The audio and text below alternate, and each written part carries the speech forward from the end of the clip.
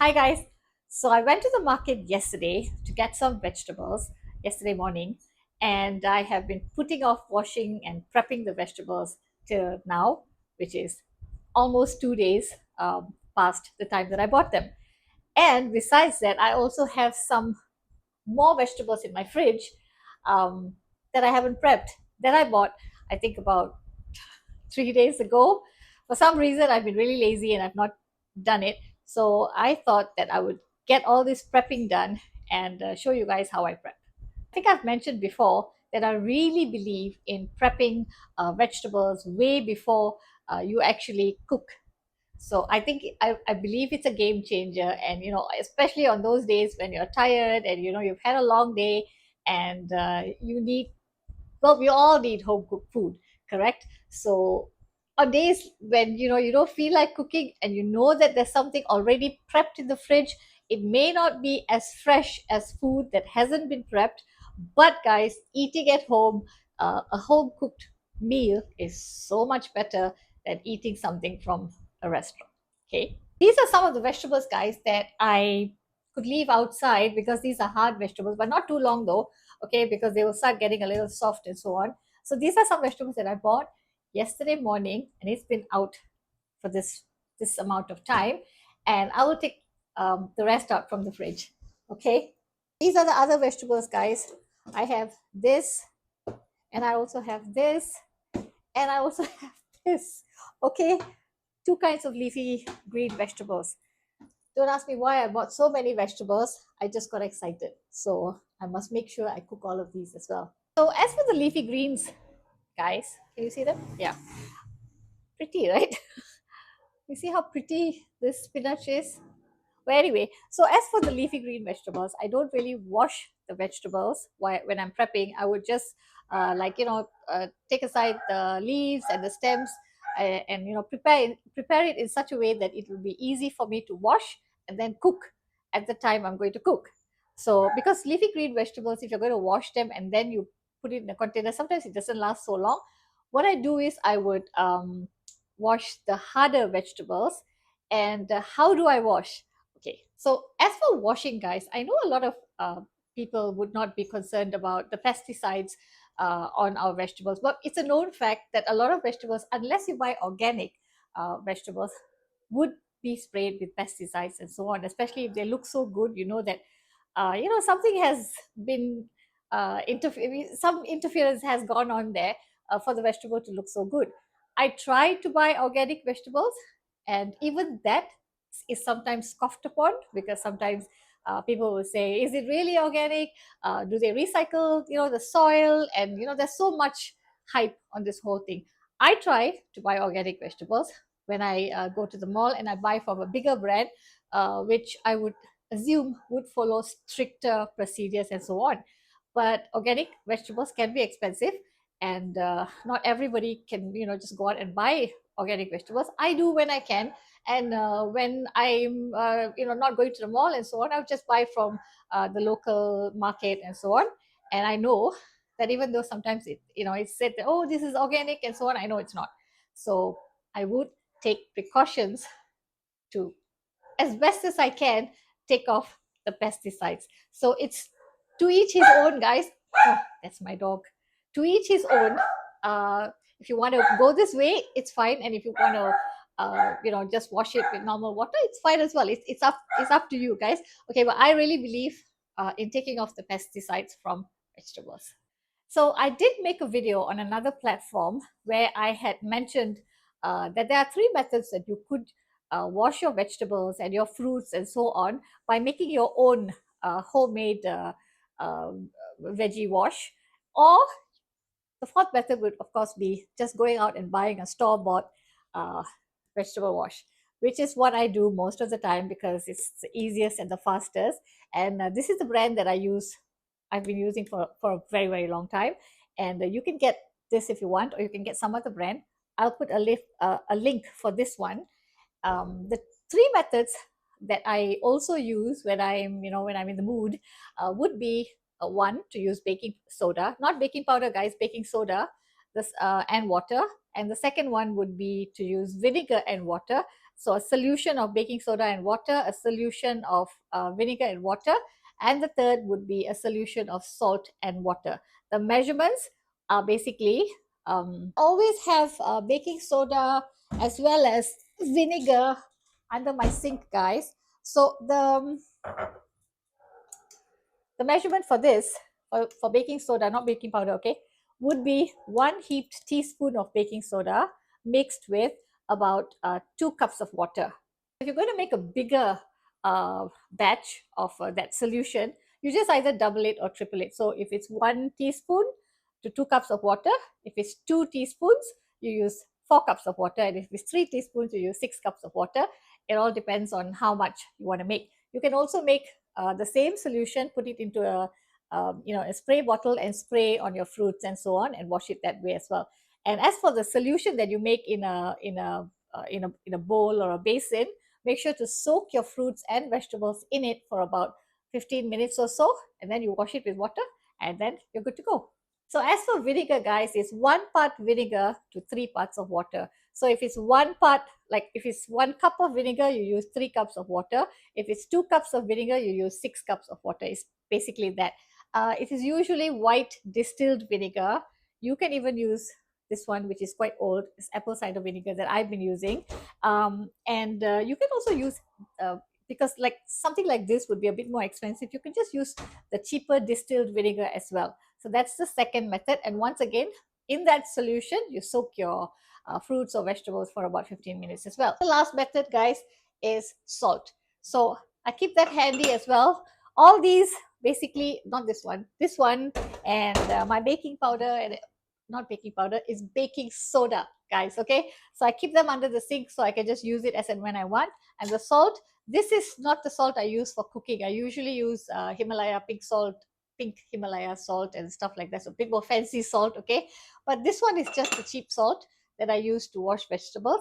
It is 1 cup to a big bowl of or basin of water. And if it's a smaller basin, then you can use less. So most of the time I use this one for vegetables, especially the leafy green vegetables. And even more often than that is basically this, because it is so easy. So you can take your pick and wash your vegetables in any way you like. Okay, guys? So this veggie wash, guys, is 100% organic. So that's why I like it. Okay. And you just have to use about 2 to 3 squirts. I think it says 2 to 3, okay, 2 to 4 squirts of this. So you just have to squeeze it in 2 to 4 times into about half a basin of water, or half a sink of water, a basin of water, basically a bowl, a larger bowl of water. You put this in and you wash your vegetables. So now I'm going to fill this up. I'm going to use this up first, and then I'm going to fill it up and rinse my vegetables with water first, and then soak it in the solution, and then rinse it with water 2 more times, and then I will dry it and store it. That's my style. You can follow it if you want. My mom gave me this whole set of stainless steel basins. So this is the first time I'm using them. So I'm going to use these first to rinse and then to soak. I'm going to prepare my the soaking solution first. So it says 2 to 4. I'm just going to put 1, 2, 3, 4. Okay. And then I'm going to fill this up with water. So I'm not going to fill it all the way up because I'm going to put all the vegetables inside. So, okay, that goes in. Okay. And now I'm going to wash these vegetables sort of like this. Okay, I tend to wash them individually. Uh, you can wash them any way you like, whatever that you normally do, guys. I just like to sort of go through everything a little bit, okay? In case there's some bug or some snail or some creepy crawly. Guys, everything is soaking in here. I'm going to leave this for about 15 minutes or so, and I'm going to wash another batch of vegetables, okay? One more time. Oh, one. I should use this, right? 2. Okay. Imagine this is 1 or 2 squirts, okay? 1, 2, 3. I'm just going to use up the old batch I have. Okay. And then I'm going to wash this batch of vegetables. Look at the size of these Bowls, basins, guys. Can you imagine? I would never go out and buy something like this now. But those days, I think, like, in my mom's time and all, they would actually cook huge batches of food for, for functions and so on. Nowadays, we just cater. So there's no way I would go and buy something like this. But since my mom had it, and, she gave it to me. But my sister is not around. She's overseas. But my sister might just come and take some of this. Basically, it's my sister and me. We take whatever my mom has if she, you know, if she wants to get rid of them. She's old. My mom is 84. Put this aside and let it soak. And now for the last two more vegetables.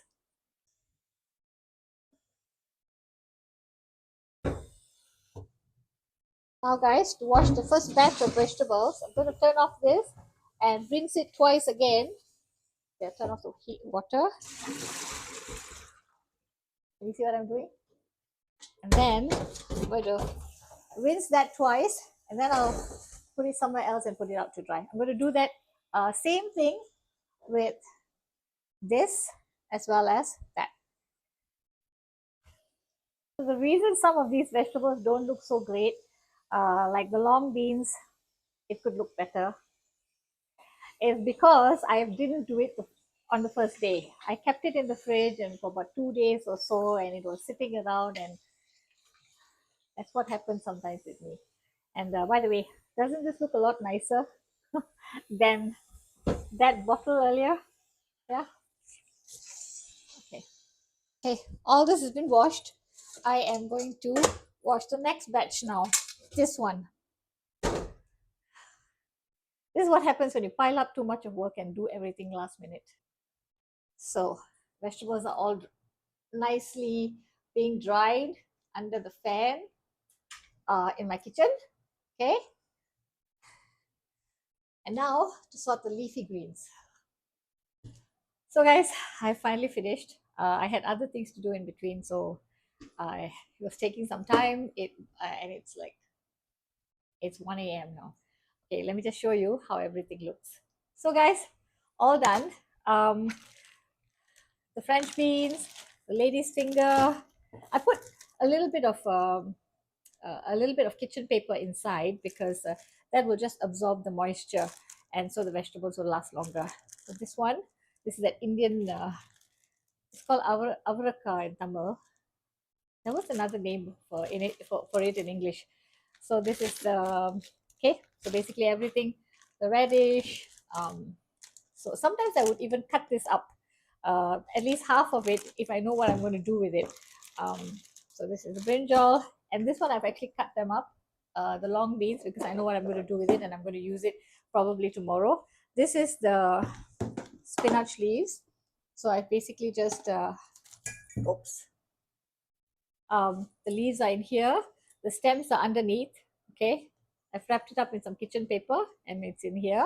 So this would last for a while, guys. So I've been doing this for a long time, but it's not washed. When I'm going to cook it, I will wash it, salt water, or either one of those methods that I showed you earlier. And this is the sweet potato leaves. Okay. Also with some kitchen paper to absorb the moisture. Okay guys, so this is basically all of it. And as for the stems of sweet potato leaves, usually I would propagate by actually getting sweet potatoes and sticking it inside some water and then getting the sweet potato slips, and then I would grow it. But today I actually saw that in the stems itself, guys, some of the stems, I couldn't resist it. There were some roots. Okay, I'll just show you. So I'm going to see if this actually works. Okay, can you see there's some roots there? So I've just stuck it in some water and I'm going to see if I can put it in some soil tomorrow, and who knows, maybe it'll work. So I hope you've enjoyed the video. If you did like it, please give me a thumbs up. Please do share my videos and please do subscribe to my channel. Here's Shakila Shanmugam signing off, guys. Bye, everyone.